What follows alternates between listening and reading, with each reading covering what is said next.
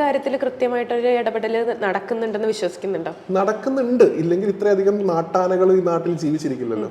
ഇന്നത്തെ കാലഘട്ടത്തിൽ ഒരു വീഴ്ച ഉണ്ടാവുന്ന സംഭവം ഉണ്ടെങ്കിൽ അവിടെ ഏറ്റവും കൂടുതൽ ഇടപെടുന്നത് ആനപ്രേമികൾ എന്ന് വിളിക്കുന്ന ആളുകളാണ്.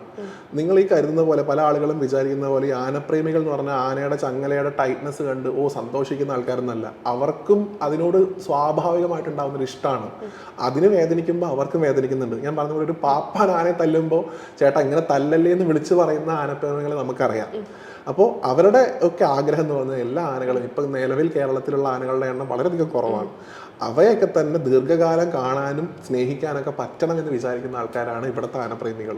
അപ്പം അവരൊരിക്കലും ഈ പറയുന്നത് പോലെ ഒരു ആനയ്ക്ക് ദോഷം ഉണ്ടാവുന്ന കാര്യം ചെയ്യുന്ന എനിക്ക് തോന്നുന്നില്ല. പക്ഷെ നിയമ സംവിധാനത്തിന്റെ കീഴിൽ ഒരു കാര്യം വരുമ്പോൾ അവർക്കൊക്കെ പരിമിതികളുണ്ട് ഇടപെടാനായിട്ട്. അതിന് സാധിക്കുന്ന സംവിധാനം എന്ന് പറയുന്നത് ഇവിടുത്തെ സർക്കാരിനാണ്, ഇവിടുത്തെ ജില്ലാ ഭരണകൂടങ്ങൾക്കാണ്. അത് കൃത്യമായിട്ടുള്ള ഇടപെടലുകൾ ഇടപെട്ടുകൊണ്ട്